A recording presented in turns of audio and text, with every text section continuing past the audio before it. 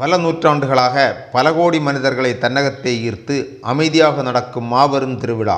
உலகின் பெரிய ஆன்மீக ஒன்று சேரலென உலக கவனம் பெற்ற கும்பமேளா. இந்தியாவில் தற்போது நடந்து கொண்டிருக்கும் மகா கும்பமேளா 144 வருடங்களுக்கு ஒரு முறை வருகிறது. இந்த மகா கும்பமேளா நிகழ்ச்சியில் இதுவரை 50 கோடிக்கு அதிகமான மக்கள் கலந்து கொண்டு புனித நீராடி இறைவனை வழிபட்டுள்ளனர். இது உத்தரப்பிரதேச மாநிலம் பிரக்யாராஜில் கங்கை, யமுனை, சரஸ்வதி ஆகிய 3 நதிகளும் சங்கமிக்கும் திரிவேணி சங்கமத்தில் ஜனவரி 12 தொடங்கி வருகிற பிப்ரவரி 26 வரை 45 நாட்கள் நடைபெறுகிறது. அகோரிகள், சிவனடியார்கள், சாதுக்கள், நாக சந்நியாசிமார், வேத பண்டிதர்கள், துறவிகள், பொதுமக்கள் அனைவரும் ஒரே இடத்தில் ஒன்றாக கூடுகின்றனர். பொதுவாக கும்பமேளாக்கள் 4 இடங்களில் நடைபெறும். உத்தரப்பிரதேசத்தில் பிரக்யாராஜில் திரிவேணி சங்கமத்தில், உத்தரகாண்டில் கரித்துவாரில் கங்கைக்கரையில், மகாராஷ்டிராவில் நாசிக்கில் கோதாவரி தீரத்தில், மத்திய பிரதேசத்தில் உஜ்ஜயினியில் ஷிப்ரோ நதிக்கரையில். ஒவ்வொரு 3 வருடங்களிலும் கும்பமேளாக்கள் ஒரு இடத்தில் நடக்கும். இந்த 4 இடங்களில் மாறி மாறி இது சம்பவிக்கும். இதில் 6 வருடங்களுக்கு ஒரு முறை நடப்பது அர்த்த கும்பமேளா, 12 வருடங்களில் வருவது பூரண கும்பமேளா, 144 வருடங்களுக்கு ஒரு முறை வருவது மகா கும்பமேளா. வெளியே காண முடியாத நாகசாதுக்கள் லட்சக்கணக்கான பேர் கும்பமேளாவுக்கு மட்டும் எங்கிருந்தோ வந்து கும்பமேளா முடிந்ததும் எங்கோ திரும்பி போகிறாங்க. கும்பமேளா இந்து புராணங்களுமாய் தொடர்பு கொண்டிருக்கிற நம்பிக்கைகளை. ஒருமுறை இந்திரன் தன்னுடைய ஐராவதம் யானை மீது அமர்ந்து வந்து கொண்டிருக்கும் போது துர்வாச முனிவரை சந்திக்கிறார். துர்வாச முனிவர் ஒரு சக்தி வாய்ந்த மலர் மாலையை இந்திரனுக்கு பரிசாக கொடுக்கிறார். இந்திரன் இதை வாங்காமல் யானையை விட்டு வாங்க வைக்கிறார். ஆனால் ஐராவதம் யானை மலர் மாலையை வாங்கி காலடியில் போட்டு மிதித்து தோஷம் செய்கிறது. இதை பார்த்து கடும் கோபம் கொண்ட துர்வாச முனிவர் தேவர்களின் சக்திகள் நீங்கும்படி இந்திரனை நோக்கி சாபமிடுகிறார். இதனால் சக்தி இழந்த தேவர்கள் மகாவிஷ்ணு மற்றும் மகாதேவரிடம் முறையிடுகின்றனர்.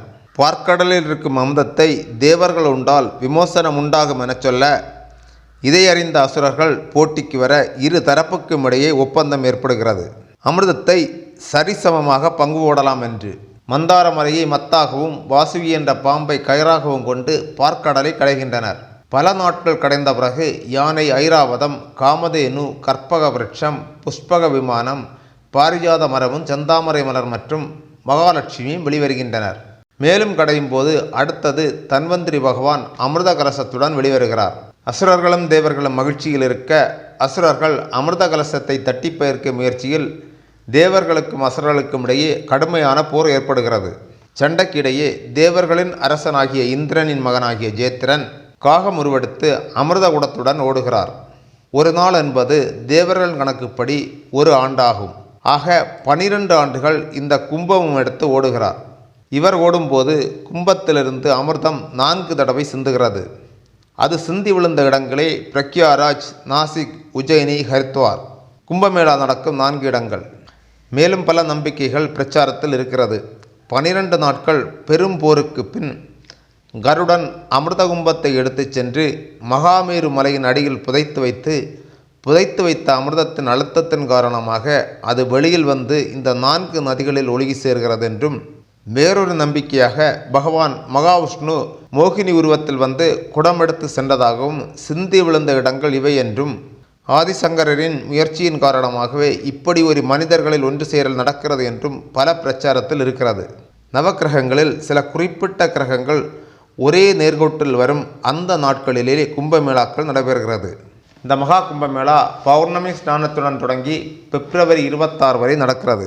13 ஸ்நானத்துடன் தொடங்கிய மகா கும்பமேளாவில் ஜனவரி 15 மகா சங்கராந்தி ஸ்நானம், ஜனவரி 29 அமாவாசை ஸ்நானம், பிப்ரவரி 3 வசந்த பஞ்சமி ஸ்நானம், பிப்ரவரி 12 மகி பௌர்ணமி ஸ்நானம், பிப்ரவரி 26 மகா சிவராத்திரி ஸ்நானத்துடன் நிறைவடைகிறது.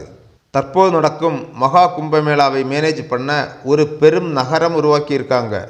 உத்தரப்பிரதேச அரசு 1,66,000 டெண்டுகள், 1,50,000 டாய்லெட்டுகள், 1000 ஹெக்டேர் நிலத்தில் கார் பார்க்கிங், மேலும் தினமும் 1.5 கோடிக்கு மேல் பிளேட் உணவு அரசு கொடுக்கிறது.